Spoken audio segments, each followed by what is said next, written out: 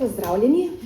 Lepa hvala, da ste se odzvali na naše povabilo in se udeležili tega našega predstavitvenega dogodka, če lahko rečem tako, naše jezikovne kampanje, ki se imenuje V Izi prevedeno, v Izi zgrešeno.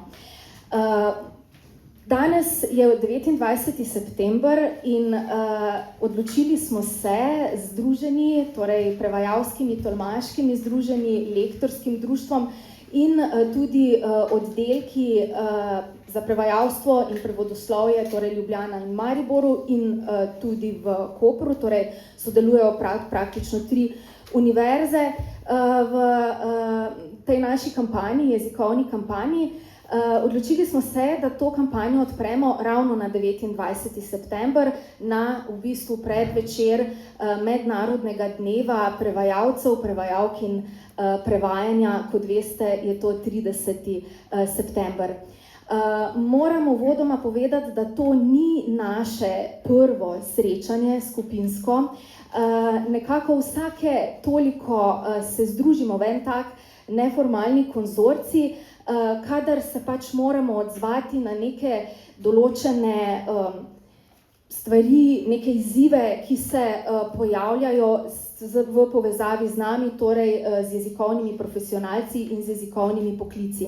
Tako smo se, če se spomnite, morda leta 2018 povezali pod projekt Bela knjiga o prevajanju, ki je nekako sondirala in popisala stanje na področju jezikovnih poklicev.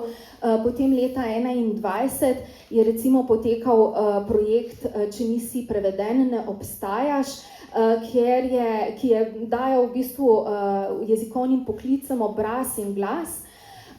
Zdaj smo torej v kampanji V Izi prevedeno, v Izi zgrešeno, ki poteka v bistvu pod častnim pokroviteljstvom predsednice Republike Slovenije, dr. Nataše Pirc Musar, kar nas posebej veseli.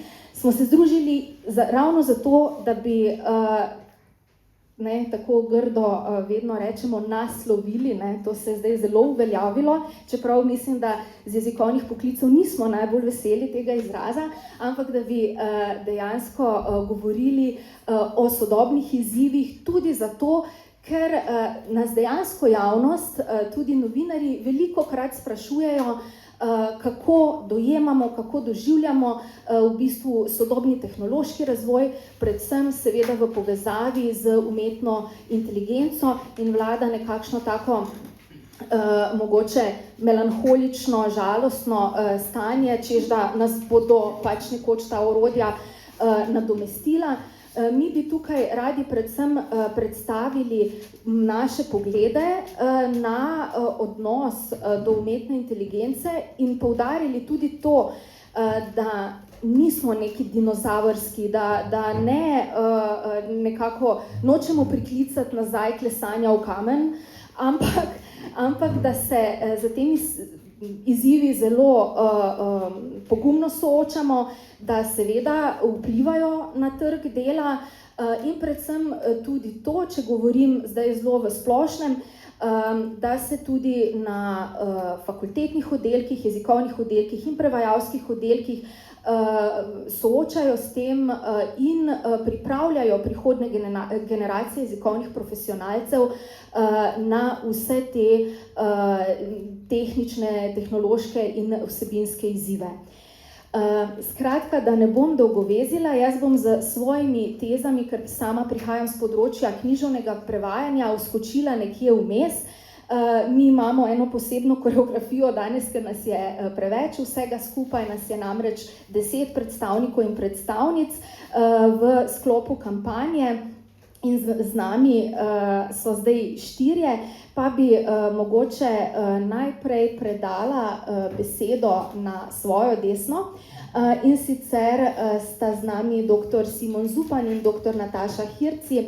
Dr. Nataša Hirci z Filozofske fakultete v Ljubljani, z oddelka za prevajalstvo, in dr. Simon Zupan z oddelka za prevodoslovje Filozofske fakultete v Mariboru, ki bosta predstavila stališča. In kar sem pozabila omeniti, pripravili smo pod enim dežnikom tudi en zelo razgiban, zanimiv program, ki bo tekel do 31. oktobra, torej do dneva reformacije, in vsa društva smo nekako prispevala dogodke, ki jih pa dejansko že izvajamo, tako da lahko vidite v bistvu, koliko se pravzaprav tudi sicer dogaja v naših združenjih in na oddelkih. Tako, evo, predajam besedo dr. Nataši Hirci. Najprej vsi skupaj seveda lepo pozdravljeni, veseli me, da sem lahko z vami in veseli me, da sem lahko tukaj tudi kot predstavnica oddelka za prevajalstvo Univerze v Ljubljani. Moram priznati, da mogoče še posebej lahko izpostavim to, da smo se na srečanju na oddelku za prevajalstvo nekako povezali s predstavnicami različnih poklicnih društev in združenj, in se takrat nekako se je porodila ideja, da bi se morda združili tudi tej skupni kampanji. Na oddelku za prevajalstvo namreč skušamo kot nekakšen most med tem izobraževalnim svetom bodočih prevajalcev in potem poklicnim svetom zgraditi en tak most, tako da preko prevajalske prakse sodelujemo z delodajalci, ampak redno pa povabimo tudi predstavnike različnih društev in združenj, da se pridejo predstaviti bodočim prevajalcem.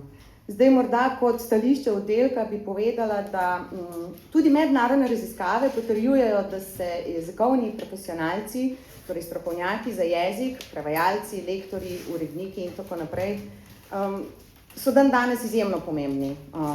Njihove kompetence pa postajajo tudi vse bolj specifične. Zaradi skokovitega tehnološkega napredka se sicer zdi, da imamo prevod s pomočjo prevajalnikov in orodij umetne inteligence tako rekoč nemudoma na dlani. Vendar pa besedilo, ki ga ponudi strojni prevajalnik, pravzaprav ni res prevod, ampak le podlaga za nadaljnje delo. Čeprav je tekoče in zato deluje na prvi pogled morda zelo prepričljivo, se moramo seveda zavedati, da ni pregledano in lahko vsebuje nepredvidljive napake, še posebej pomenske. Ob tem pa nihče ne nosi odgovornosti za točnost vsebine.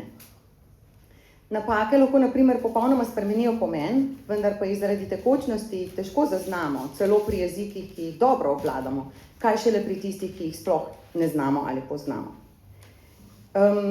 In zato, da zaznavamo in popravimo napake, potrebujemo res veliko znanja in tudi izkušenj.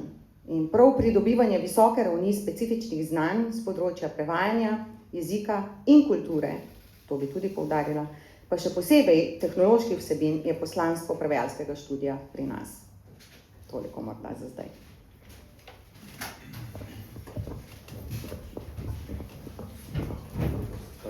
Ja, lep pozdrav in hvala za besedo. Tudi na oddelku za prevodoslovje na Filozofski fakulteti v Mariboru smo z veseljem podprli in se vključili v to kampanjo in prireditev Mesec jezikovnih poklicev, katere, kot smo že slišali, leitmotiv je sedaj umetna inteligenca. Zdaj, razlogov za našo vključitev in podporo tej prireditvi je več. Omenil bi morda predvsem to, da v stroki že nekaj časa ugotavljamo, da se predvsem med splošno javnostjo razširilo prepričanje, da se je z razvojem strojnega prevajanja predvsem zgodilo to, da prevajalcev, predvsem ljudi, seveda praktično ne bomo več potrebovali. Zato se nam zdi kot predstavnikom stroke pomembno opozoriti, da je treba biti pa pri tem vseeno previden, predvsem iz razlogov, ki jih je že omenila kolegica Nataša Hirci. In sicer gre za to, da dejansko strojni prevajalniki predstavljajo sicer zelo zanimivo, zelo koristno in uporabno orodje, da je dejstvo, da se tudi izjemno hitro razvijajo, a vendarle se je treba pri tem hkrati zavedati, da še vedno gre za stroj in stroj je tako, da je zelo pomembno, kdo in kako z njimi upravlja. Z našega vidika je pomembno seveda tudi, da vemo zelo dobro, kako delujejo in da to upoštevamo tudi potem pri prevodih, ki jih taki stroji ustvarijo. In sicer zato, ker, kot je tudi že omenila Nataša, dejansko prevod kot tak ni samo besedilo, temveč je besedilo, pri katerem je treba upoštevati številne druge razsežnosti, od seveda čisto jezikovnih, pa potem jezikoslovnih, kulturnih, medkulturnih in tako naprej. Po drugi strani je tudi pri nas tako, da pa seveda ne želimo zveneti kot ludisti, kot nekdo, kot ljudje, ki bi zavračali napredek in razvoj, še zdaleč ne. Dejansko ravno pri študiju prevajalstva že dolga leta, tako da v študiju vključujemo vsebine tudi iz področja tehnologije, se pravi, to za nas ni nič novega. To dejansko je sestavni, integralni del naših študijskih programov že dolga leta in študente tudi v okviru študija dejansko seznanjamo z tehnologijo in s tehnološkim razvojem, pri čemer je res izjemno pomembno, da so ti študenti oziroma potem diplomanti kritični uporabniki te tehnologije. Se pravi, to je ena zelo pomembna stvar in da imajo poleg tega predvsem druge kompetence, ki so zelo pomembne, da vseeno lahko potem kvalificirano presojajo, kateri prevod denimo je na ustrezni kakovostni ravni. In se nam zdi, da je ta kampanja ena priložnost, da med drugim opozorimo tudi na te stvari. Bi pa ob koncu mogoče opozoril vseeno še na en bolj splošen, širši vidik, in sicer gre za to, da smo v Sloveniji že nekaj let priče temu, da se skuša mlade kar vzpodbujati k temu, da se usmerjajo predvsem v naravoslovne, tehniške poklice, medicino in tako naprej, s čimer seveda načeloma ni nič narobe. Ravno obratno, te profili so zagotovo zelo potrebni in pomembni za družbo, ampak po drugi strani dejansko zdaj ugotavljamo, da se nasploh že nekaj časa niža zanimanje za humanistiko in družboslovje in se nam zdi pomembno pravzaprav upozoriti, da mogoče že srednjeročno, še posebej pa dolgoročno utegne tudi to na neki točki postati problem.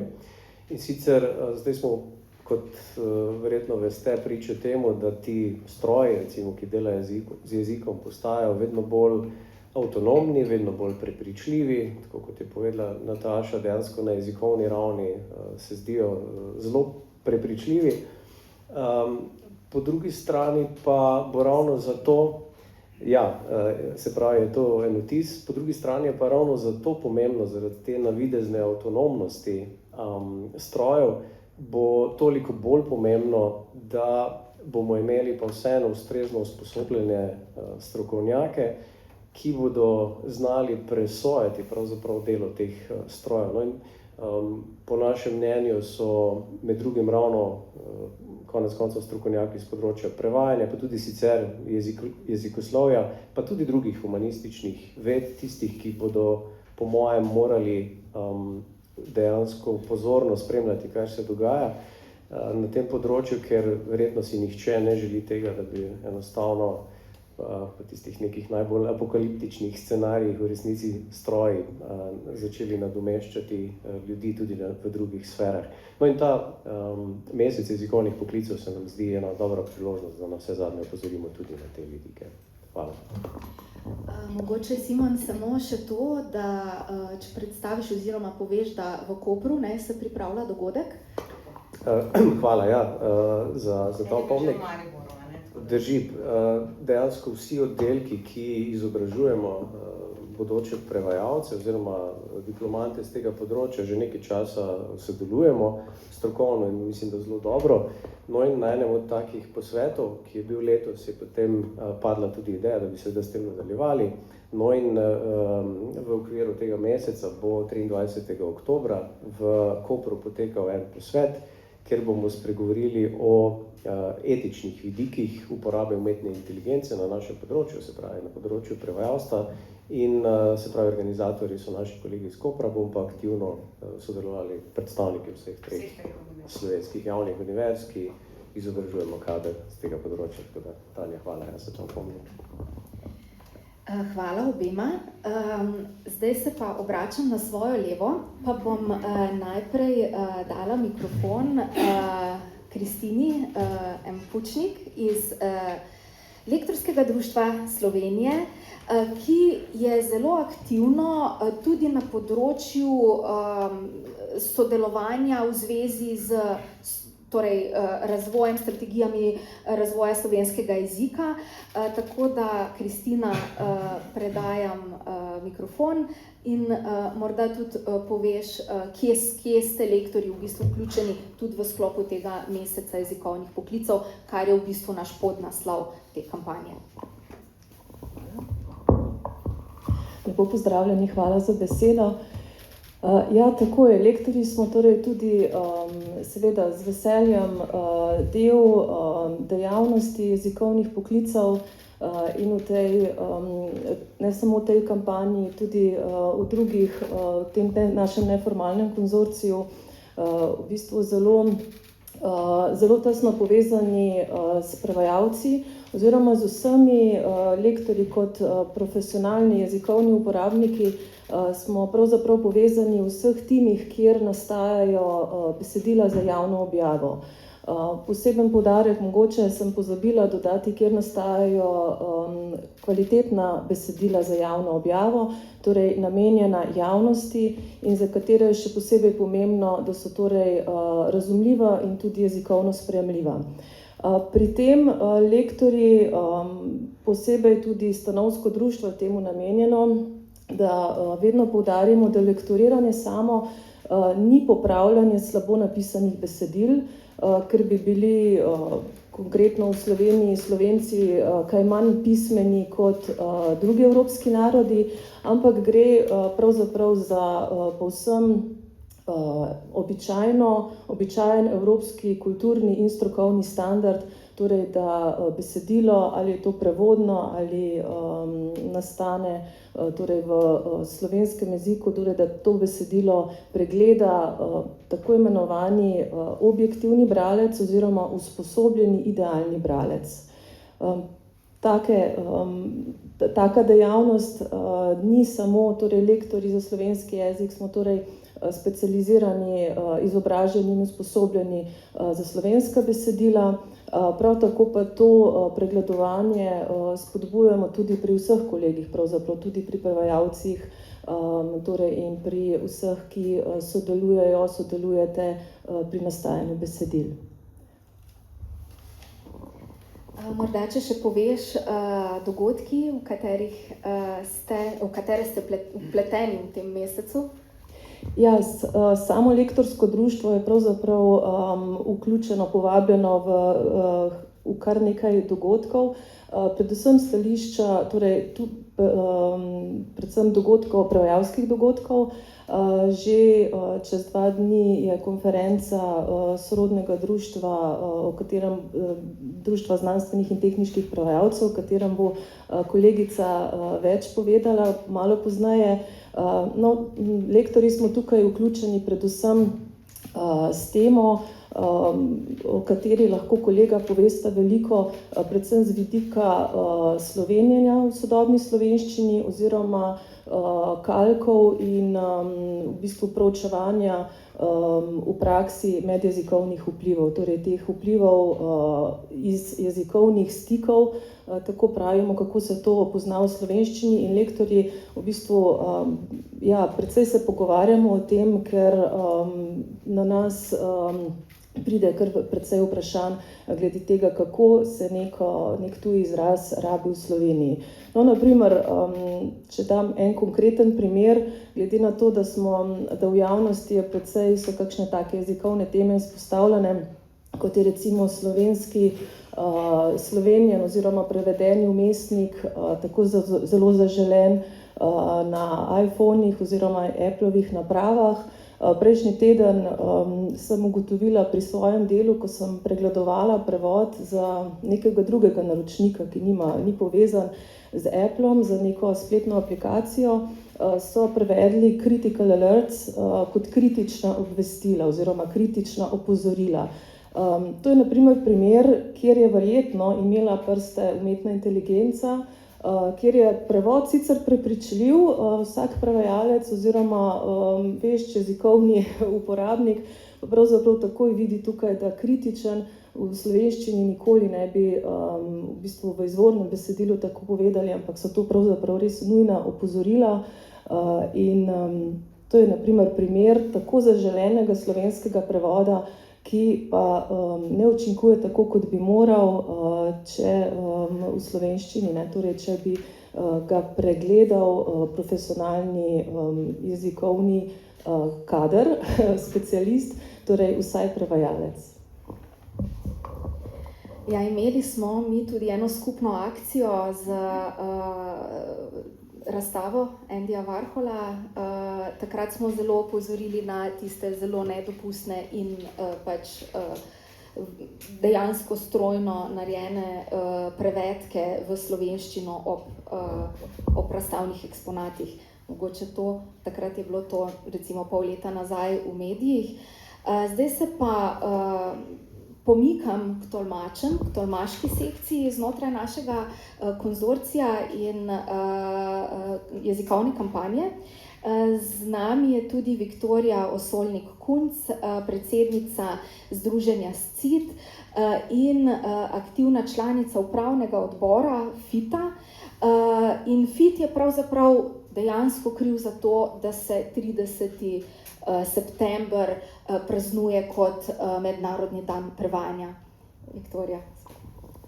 Hvala lepa. Hvala lepa. Najprej bi organizatorje nas samih pohvalila, da smo to kampanjo štartali. Je zelo hvaležna kampanja, zelo dobrodošla in ravno v pravem času. Kot je omenila kolegica Tanja Petrič, prihajam iz Združenja stalnih sodnih tolmačev in pravnih prevajalcev SCID, torej izvirno ime je nekoliko daljše. Včasih nas vprašajo, kakšen pomen ima kratica SCID in lahko tukaj povem, ker večina namreč ne ve, je Slovene Court Interpreters and Translators. Smo si zaradi mednarodne dejavnosti dodali to k skrajšanemu in polnemu imenu. Jaz bi kar začela pri koncu, to, kar si omenila, in sicer, kot rečeno, Mednarodna zveza prevajalcev FIT, International Federation of Translators, je tista, ki je dosegla, da se 30. september praznuje kot mednarodni dan prevajanja.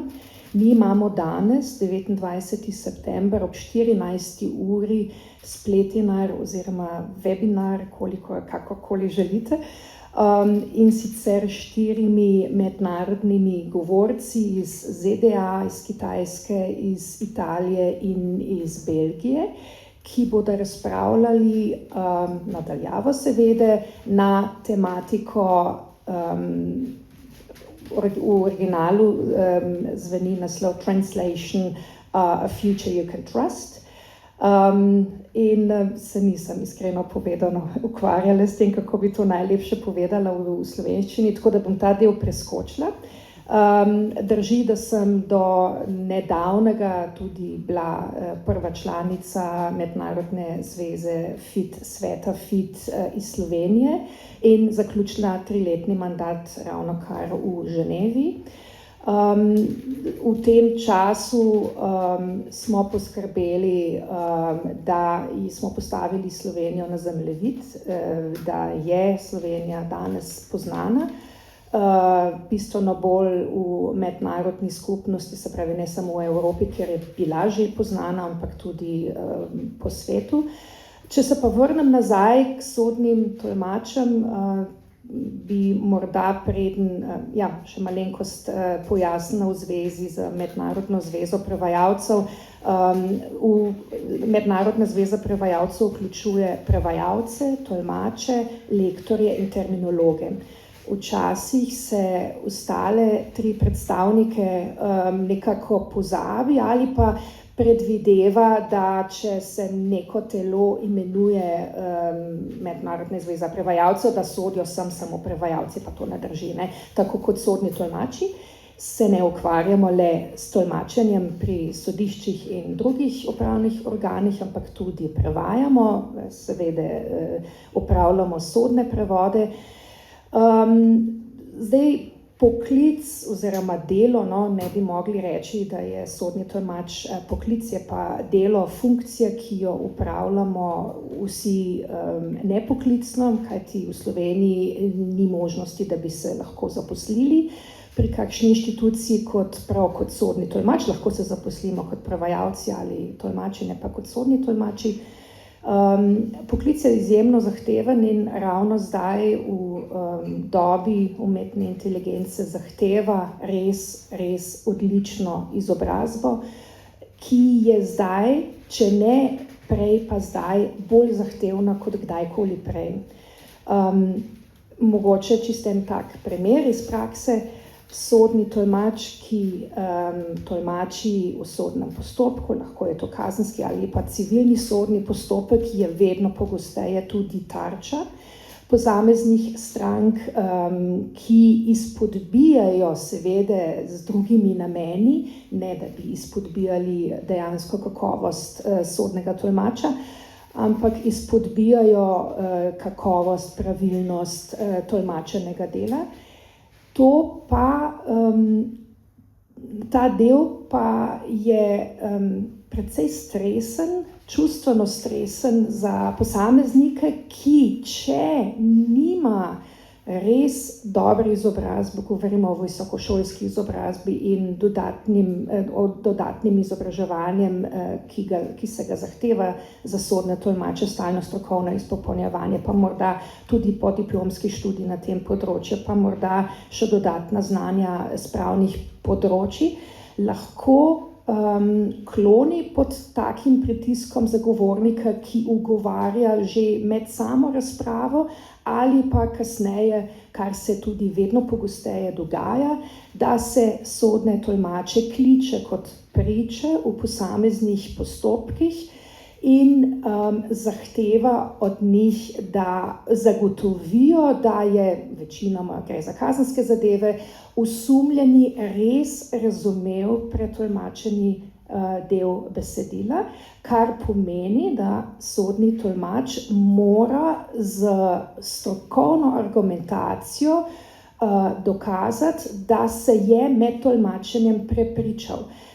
Mi pa vemo, ali pa tudi ne vemo vsi, oziroma morda vi niste vsi s tem seznani, da seveda sodni tolmači niso samo tisti, ki so študirali jezike, ampak so tudi osebe, ki so druge stroke študirali in so se v tem poklicu znašli iz najrazličnejših razlogov, deloma, ker so študirali v tujini pravo ali kako drugače našli pot do sem. Strokovno znanje je zato res izjemnega pomena, kajti jezik je orodje, ki ga mnogi zamenjujejo kot splošno znano dejstvo. In to splošno znano dejstvo ima v specifični okoliščini specifičen pomen in zahteva tudi specifičen odziv tolmača na take izide, kot je ravno to, kar sem omenjala, pričanje, zagotavljanje. Žal tam ne zadostuje, da rečemo, zdi se mi, da je osumljeni razumel prevod. Ne. Je potrebno potem to izkazovati še z drugimi, bolj strokovnimi temelji. Lepa hvala, Viktorija, za ta vpogled v sodno-tolmaški poklic. Zdaj pa predlagam, da zamenjamo skupino in ostanemo pri tolmačih. Torej, nadaljujem najprej s tolmači.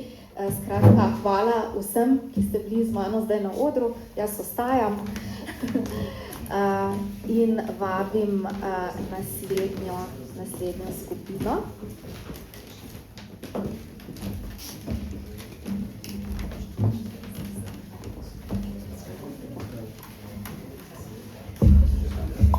Bom pa tudi začela, no, spet na desni, če lahko, kot sem rekla, nadaljujemo s tolmači. Pa je z nami na moji skrajni desni Matjaž Juhart iz Združenja konferenčnih tolmačev Slovenije in tudi oni pripravljajo en zanimiv podcast.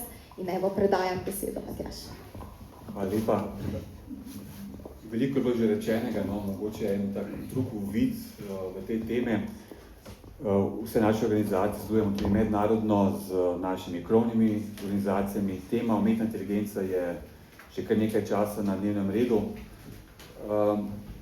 Bom drugače pristopil, kaj je zdaj to v izi prevedeno, pa v izi zgrešeno. Ljudje smo socialna bitja in tolmači smo v prvi bojni liniji, ne? Jasno. Eni so v kabinah, eni so na odrih in seveda je naša želja, da pravzaprav sporočilo, ki ga nekdo nosi, ki se ga je pripravil in ga želi deliti z strokovnjaki, laično ali pa z mediji, želi biti preneseno. In vsi tisti, ki ste vešči medijskega nastopanja, strokovnjaki šole retorike, bi znali povedati, da beseda nosi manj kot 10% vrednosti sporočila, ki ga želiš nekomu predati. Umetna inteligenca, ki se pa razvija, pa krepi orodja in metode, kako teh 10% vrednosti sporočila še bolje pojasniti, razložiti, pretolmačiti in zgrešiti celo zadevo. Jezik in sporočilna vrednost besede, misli, kot rečeno, je v tistih 90%. In je ni umetne inteligence ta trenutek še, ki bi znala pomagati tolmačem v tistem delu, v katerem pravzaprav sloni bistvo sporočila. Da se ukvarjamo z umetno inteligenco, s tistimi 10% sporočila, je pravzaprav tista bit, da je UI prevedeno popolnoma zgrešeno. Rad bi pokazal v znakovnem jeziku kakšne take neumnosti, ampak si ne upam, da tam je rdeča lučka na kameri. Pa vendarle, ali je to v angleščini, kjerkoli tujem jeziku ali znakovnem jeziku, pravzaprav je naše sporočilo, ga ni kvalitetnega prevoda ali tolmačenja brez človeškega faktorja. Ga ni, ne more biti in če se nastanjamo izključno samo na umetno inteligenco ali veliko večino umetne inteligence, tvegamo velike zgrešene prevode pri prevajanju tolmačenja. No, toliko. Hvala, Matjaž. Zdaj pa je z nami tudi Lea Burjan iz Društva prevajalcev in tolmačev Slovenije. In evo, predajam besedo, Lea. Hvala lepa, lepo pozdravljeni tudi v mojem imenu. Ja, naše društvo je pa Društvo prevajalcev in tolmačev Slovenije. Se pravi, združujemo oba profila. Je pa res, da kar 2/3 naših članov so sodni tolmači, tako da tudi mi oziroma naše članstvo smo bolj dejavni na pravnem področju. Zdaj najprej bi se zahvalila za to pobudo, za to kampanjo vsem sodelujočim. Posebej me veseli, da je tudi predsednica države se odločila za pokroviteljstvo. To pač počrta pomen tega našega prizadevanja. Je pa za nas v našem društvu nekako ta kampanja logično nadaljevanje enega dogodka, ki smo ga imeli že letos spomladi, in sicer v začetku aprila, ko smo gostili mednarodno konferenco EULITA. Se pravi, smo člani, naše društvo je član Evropskega združenja pravnih prevajalcev in tolmačev in v začetku aprila smo gostili konferenco, ki se je udeležilo 30 podobnih društev, kot smo mi, iz kar 21 držav. In tema te konference je bila prav tako umetna inteligenca. Zdaj, ko sva šla s kolegom v drugi skupini na oder, sva si tam prišetnila, da se ne bomo ponavljali, zato se bi jaz zdaj v tem, kar bom povedala, mogoče res osredotočila in omejila res tisto, kar se mi zdi pomembno z vidika pravnega prevajanja in tolmačenja. Mi smo si v okviru te konference in zaključkov, ki jih lahko preberete tudi na naši spletni strani, zadali predvsem 3 naloge ali pa nekako rekli, da imamo 3 ključna sporočila, ko govorimo o uporabi umetne inteligence tudi na področju pravnega prevajanja in tolmačenja. Eno je seveda kritično oziroma spodbujanje kritičnega mišljenja, kritičnega dojemanja, se pravi kritičnega pristopa do uporabe umetne inteligence, prav na področju pravnih prevodov. Ti še vedno niso zanesljivi, niso nikakor zreli do te mere, da bi kakorkoli nadomestili. Se pravi, to še vedno je samo in mora ostati samo orodje v naših rokah. Se pravi, ozaveščati moramo javnost in uporabnike naših storitev. To je prvo sporočilo. Drugo sporočilo je, da seveda tudi mi kot tisti, ki nudimo to storitev, moramo delati na sebi. Se pravi, usposabljati in izobraževati sami sebe, kritično spremljati razvoj dogodkov in sodelovati tudi pri nadzoru tega, kar umetna inteligenca sproducira. Se pravi, pri nadzoru outputa, pri nadzoru kakovosti prevodov in opozarjati na napake, ki še vedno so prisotne. V kontekstu pravnega tolmačenja in prevajanja je to namreč pomembno predvsem zato, ker te napake lahko dostikrat ali pa pogosto prizadnejo ravno ranljive skupine, skupine na robu in ne samo to, kot smo slišali tudi v okviru te konference večkrat, lahko pomenijo kršenje človekovih pravic. In tretje sporočilo je pa sporočilo, da pa skupaj smo močnejši, zato smo tudi tukaj mi se povezali, 10 nas je sodelovalo v tej kampanji, res čudovita stvar. Mi se v tem kontekstu pač povezujemo z deležniki v evropskem prostoru, se pravi predvsem z regionalno organizacijo, prej omenjene organizacije FIT, to je Fit Europe, in pa prej omenjeno Elito in poskušamo pač tam zagotoviti čim boljši izplen sinergije tega sodelovanja v smislu, da lahko potem tudi do regulatorja, do Evropske unije, ki je že recimo sprejel AI Act in bodo verjetno nadaljni predpisi še sledili, ampak da tudi te stvari naslavljamo in poskušamo tam poskrbeti za čim boljšo regulacijo tega področja, kot rečeno, ker mora ta umetna inteligenca, vsaj kar zadeva naše področje, ostati orodje v rokah človeka, človeškega prevajalca in tolmača. Toliko za enkrat. Hvala, Lea. Obračam se zdaj na DZTPS, skratka na Društvo znanstvenih in tehniških prevajalcev Slovenije in na predsednico društva Živo Malovrh. Hvala za besedo. Jaz bi se na začetku v bistvu navezala na to, kar je rekel Matjaž. In v zvezi s tem, zakaj smo sploh danes tukaj v zvezi z umetno inteligenco. In sicer faktor človeka. In kakšno vlogo ima človek v prevajanju. Umetna inteligenca nam na nek način obljublja neke sanje, da je prevod ali pa da je jezik lahko prenosljiv v drug jezik, ampak pri tem pa pozabljamo na tvorca besedila in na to, kdo nekaj sporoča. Kdo nekaj sporoča in kdo nekaj prevaja. Skratka, ko uporabljamo umetno inteligenco za prevod, rečemo temu, neke izjave, se lahko vprašamo, kako veš, ali je to res? Kako veš, na podlagi česa? Umetna inteligenca temelji na nekih algoritmih, ki so zaenkrat še zaviti v precejšno meglo in se v bistvu s tem odpoveduje svoji odgovornosti tega prevoda. Kot je omenila že Lea in Viktorija, pomembnost neke odgovornosti samega človeka za jezikovne odločitve so zelo pomembne v pravnem prevajanju. V našem društvu imamo tudi sodne tolmače, predvsem pa tudi pri znanstvenem prevajanju, s katerim se jaz veliko ukvarjam. Vemo, da je največji poudarek predvsem na virih. Vsaka trditev, ki jo pa da nek znanstvenik, mora biti preverljiva z nekimi viri. Umetna inteligenca pa nam to odnaša stran, ni več nobene odgovornosti. Zato vam vas v bistvu izzivam, če postavimo umetni inteligenci neko vprašanje, kako vemo, ali je odgovor resničen. Namreč umetna inteligenca sama ne ve, ali je odgovor resničen.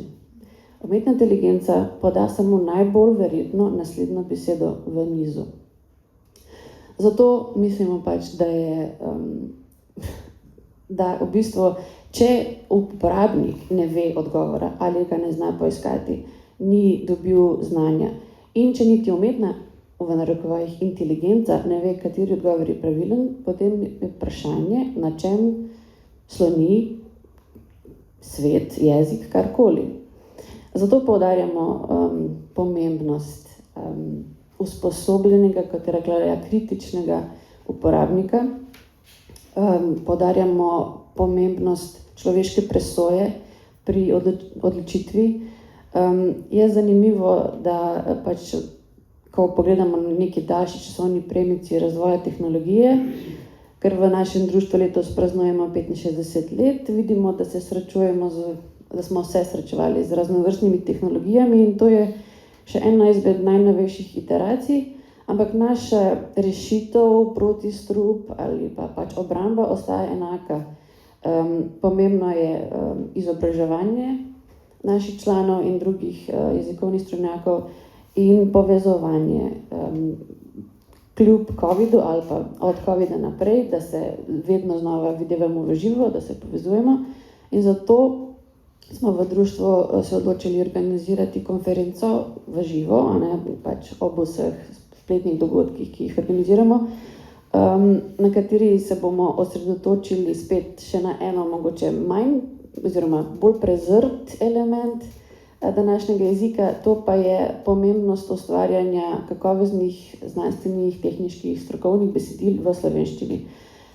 Zato, ker prej je bilo omenjeno, da se pač znanstveniki vedno več besedil tvorijo samo v jezikih, ki bodo lahko natisnjeni v nekih bolj mednarodnih revijah, s tem pa se pač osiromaši oziroma siromaši naš jezik, tehnični jezik, za katerega so odgovorni oni sami in tudi v sodelovanju z usposobljenimi prevajalci.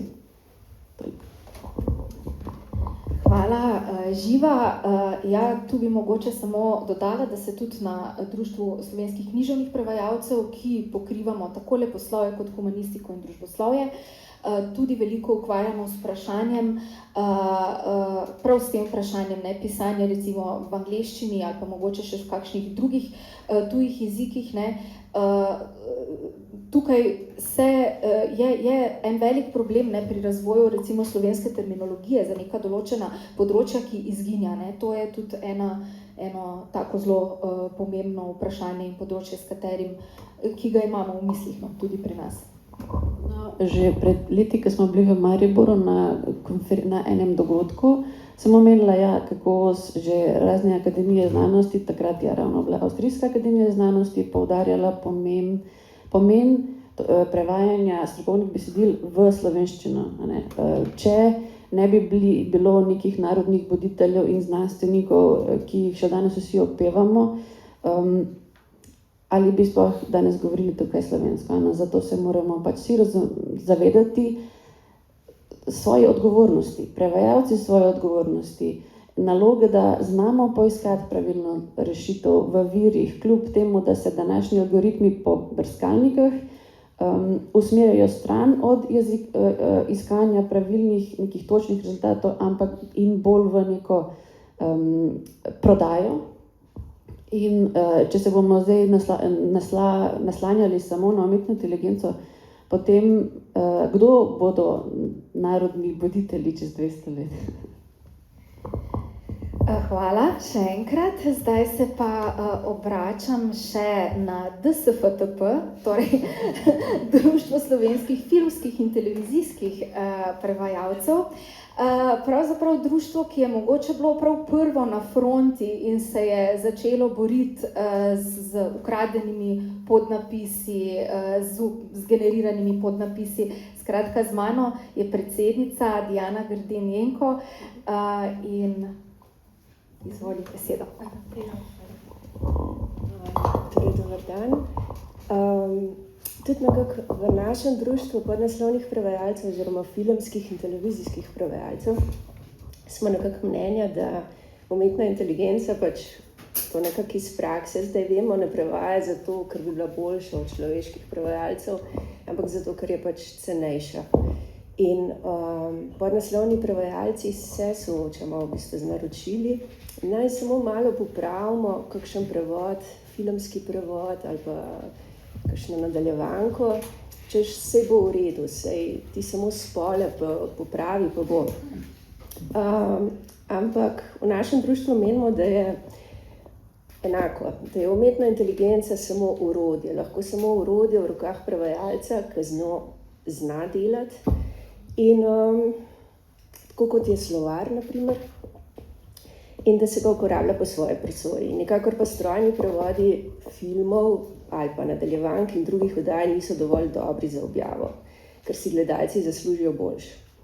In slabše od prevoda z umetno inteligenco je samo še odsotnost prevoda. Čemur smo tudi priča pri nekaterih pretočnih ponudnikih, kot sta recimo Netflix, pa Disney+,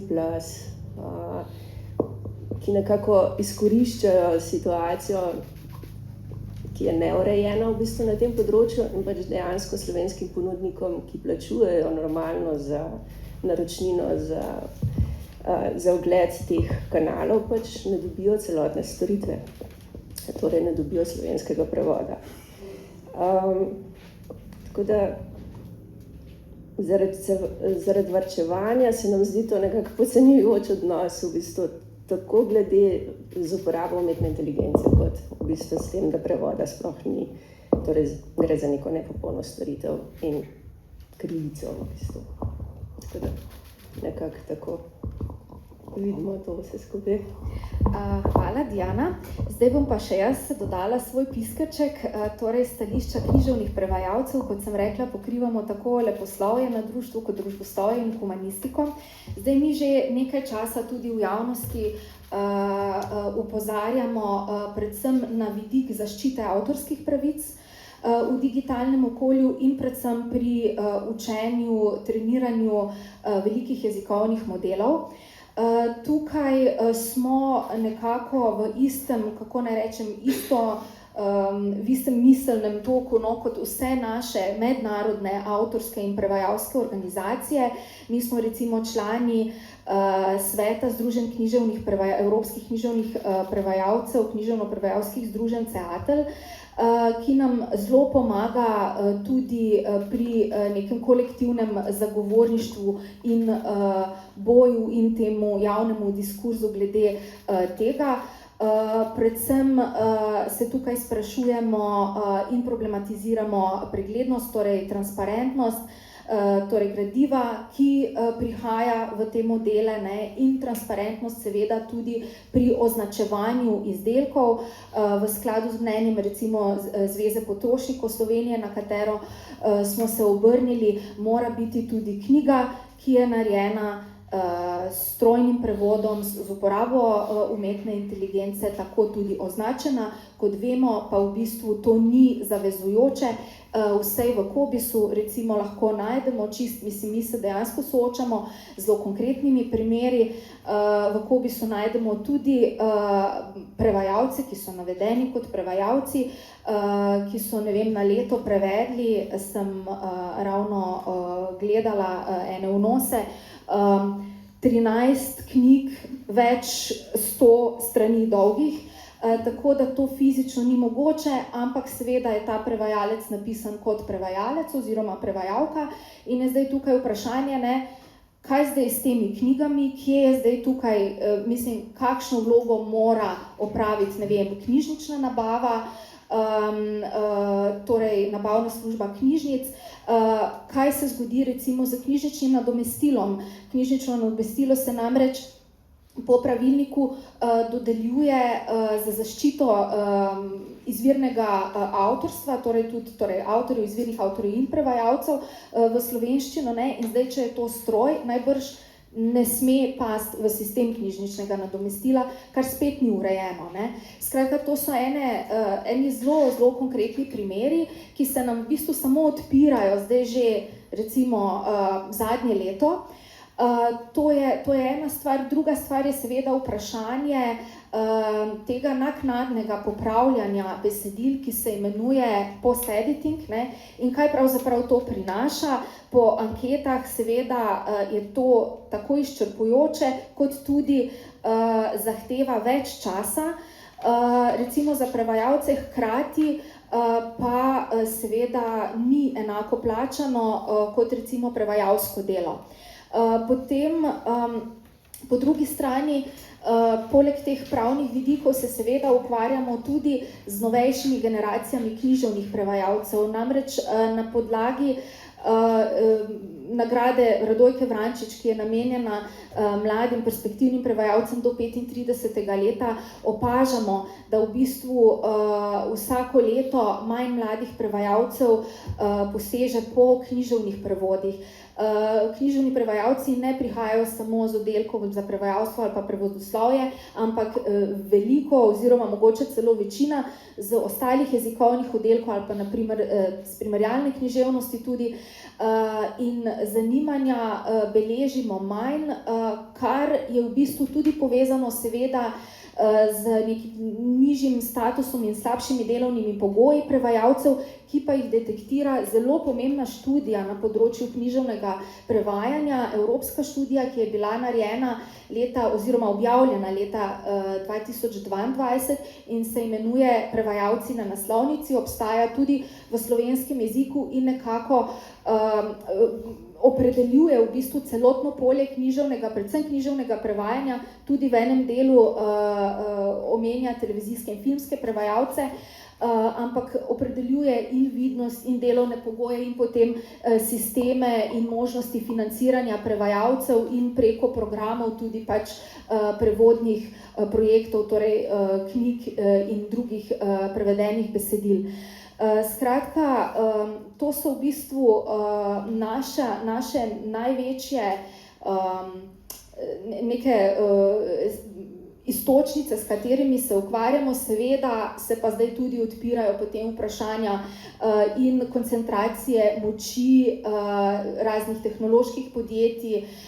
Skratka, zdaj, če je bilo tudi v medijih 1. julija so objavili kodeks ravnanja ob aktu o umetni inteligenci in so v bistvu takoj v resnici reagirala tudi avtorska združenja, ker so prepričana, da ta kodeks dejansko je bolj pisan na kožo velikim tehnološkim podjetjem, v bistvu korporacijam, tudi takšnim podjetjem ali pa večini takšnih podjetjem, ki v resnici niti nimajo sedeža v Evropi in da pravzaprav ne izpolnjuje svojega imena v smislu zaščite varovanja avtorskih pravic.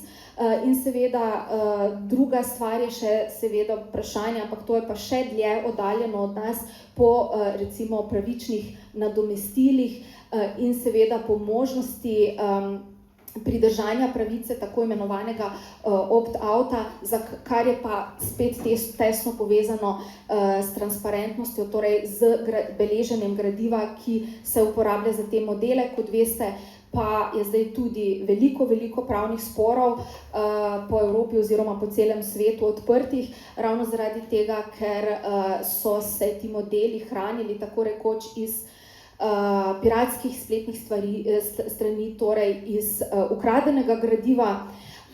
In še ena stvar se mi zdaj tukaj kaže, ko se bolj s tem ukvarjam, da imamo recimo v Sloveniji zelo nenavadna ali pa zelo tako mogoče neodgovoren odnos do vprašanja avtorskih pravic, da mogoče tukaj nismo naredili dovolj v nekem javnem osveščanju o tem in ravno zato bi ta naša kampanja z našega vidika tudi poudarila to pomembnost in kaj pravzaprav in govorila o tem, kaj pomeni avtorska pravica, kaj pomeni avtorsko delo. mislim, da je to, kar se tiče književnega prevajanja, to. Zdaj čisto na konec imam pa še vseeno eno mičkeno stvar, namreč ta kampanja ne bi bila mogoča, vsej ne bi bila tako udarna, po eni strani zaradi predsednice seveda Republike Slovenije, ki nam je dala pokroviteljstvo, po drugi strani pa tudi zaradi te čudovite, udarne, oranžne podobe in tega slogana. In z nami je oblikovalec Oskar Slabe, sem ga prosila, da vendarle kaj pove tudi o tej podobi in o tem, kako je nastajala. In mislim, da je tudi z nami Zdravko Duša, pa ne vem, če bo povedal kaj, ampak Zdravko Duša je pa izumitelj slogana. Skratka, zasula sem ga z enimi predlogi in Zdravko je iznašel najboljšega, po moje. In počasi, torej v izi, ne počasi, ampak v izi se bližamo koncu. Ampak, Oskar, kar pridi, hvala vam. Ja. A Zdravko, prideš ti tudi?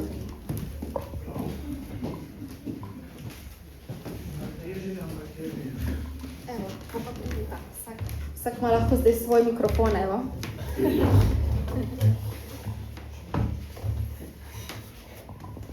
Ja, najprej se je začelo s sloganom, tako da, če dovoliš, Oskar, bom začela z Zdravkom. Torej, slogan, kako se ti je po svetu?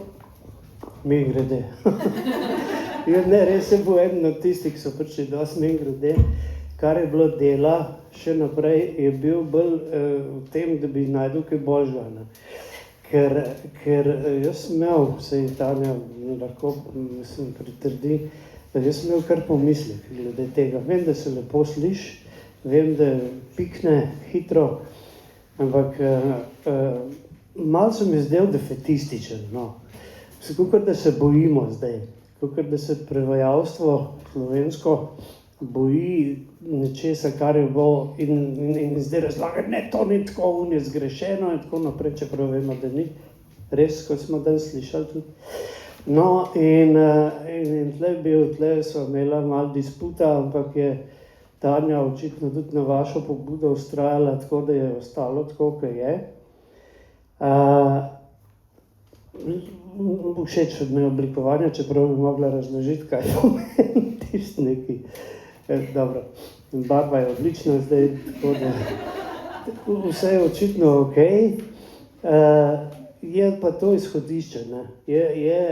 Recimo, upam, če je čereč za grab, pa animira z tistih, ne vem, par desetih sekunde, kolikor mu je namenjenega v javni komunikaciji, če je toliko, da lahko potem služi kakor podlaga za nadaljne osveščanje, obveščanje za vse tisto, kar smo poslušali zdaj. Jaz sem star gospod, bom dodal v Startski radiji, govorimo, bom dodal še 3 stavke samo glede te smeri. To, kar sem danes poslušal, se mi zdi v tem orodju, je v bistvu nam je Uji razkrila, kaj smo do zdaj počeli. Bili smo orodje. Prevajalci je orodje za posredovanje tekstov med jeziki. In glede na to, koliko cajta se je to razvijalo, kaj vse noter spada, kaj vse počnemo, so se seveda razvile tudi in psihološke, vrednostne in socialne in vse te reči, ki grejo zraven. Razvil se je poklic, razvilo se je neke sorte delo, poklic in lahko rečemo tudi poslanstvo, če kakor je, kakor smo si ga sami izmislili, kakor se ga nismo. Kakorkoli, vse to se je seveda z prihodom umetne inteligence zamajalo in v bistvu, kar se zdaj dogaja, je iskanje oziroma umeščanje nekega novega orodja, ki se pojavlja zraven nas kot orodja v eno prihodnost. Tako da recimo večina ljudi se je to je bilo tudi ugotovitev. Najbolj všeč mi je bilo to, kar je na koncu razlagala Tanja, ker se mi zdi, da so neki konkretni nastavki, ker lahko je zdaj govoriti, dajmo mi to furati dalje, ampak nisem videl kam, ne, v kateri smeri zdaj, koga nagovarjamo, dobro, nagovarjamo javnost zato, da bo na naši strani, zato, ker bo potrebno pri šolanju in pri vseh teh rečeh, tudi pri uporabi imeti eno podporo javnosti. Kako se točno vsebinsko to naslavlja, to bo pa verjetno, ne vem, to pač treba skozi. Včasih je bilo, če si se hotel pohvaliti, da si frajer, si rekel, mi stojimo na ramenih velikih prednikov, ne. Nismo, jaz sem tak skromen, tu so ramena, jaz stojim na ramenu in sem velik zaradi tega ramena. No, tako temeljito, kakor stoji na ramenih vsega narejenega umetna inteligenca ne stoji nihče drugi. In treba je pač zdaj iskati cel cajt te oblike, se mi zdi, sodelovalno treba je zbujati pozornost in samega sebe pač umeščati to noter. To je to. Ker se mi zdi, da umetne inteligence, kakor po mojih zapažanjih so zdaj, se najbolj bojijo tisti, ki lastne nimajo. Ne. Jaz mislim, da prevajalci nismo ene od teh. No.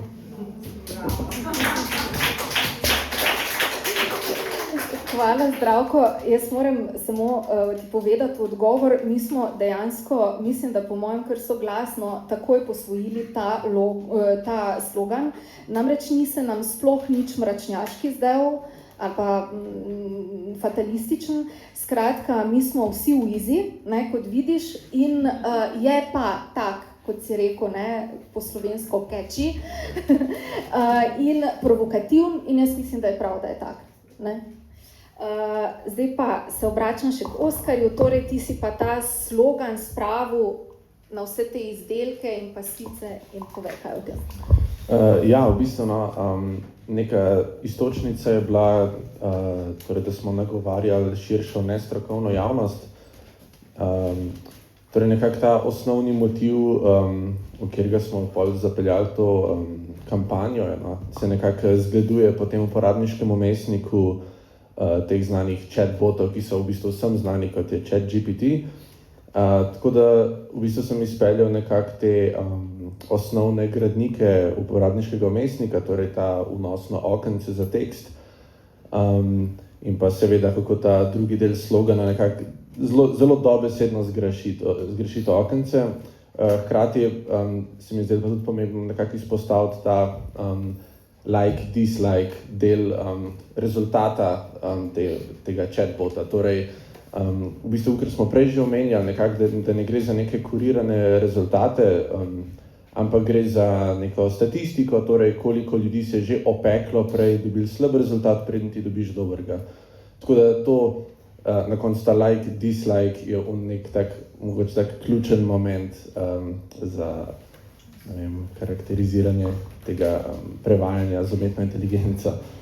Tako da ja, no, mislim, kar se pa tiče same estetike, smo se pa nekako že dosti na začetku strinjali, da gre za neko malo bolj aktivistično noto, torej nismo fatalistični, ampak zelo aktivni v tem.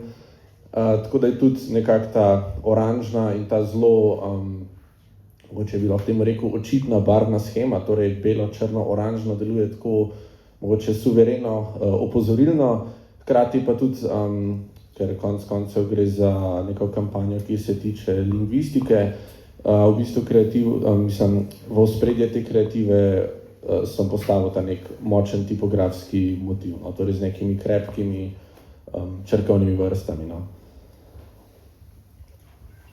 To bo to po moje. Hvala. Tako, zdaj smo pa v izi res na koncu. Omenila bi samo še 2 dogodka znotraj kampanje, zloženko z dogodki, ki smo jih tudi delno omenjali zdaj med našimi predstavitvami. Imate tukaj pa na mizi zunaj tudi vse ostale materiale, ki si jih lahko vzamete. Imamo nalepke, torbe, platnene majice in kazalke. Omenila bi pa še dogodek 24. oktobra, to bo naša osrednja okrogla miza, ki jo bomo imeli v dvorani Alme Karlin v Cankarjevem domu ob 19. uri. To okroglo mizo bomo najverjetneje izpeljali skupaj v sodelovanju z Radiem Ars oziroma programom Ars Radia Slovenija.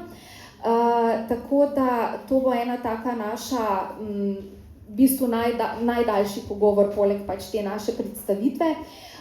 Potem pa vabim že takoj tudi na zaključek 31. oktobra.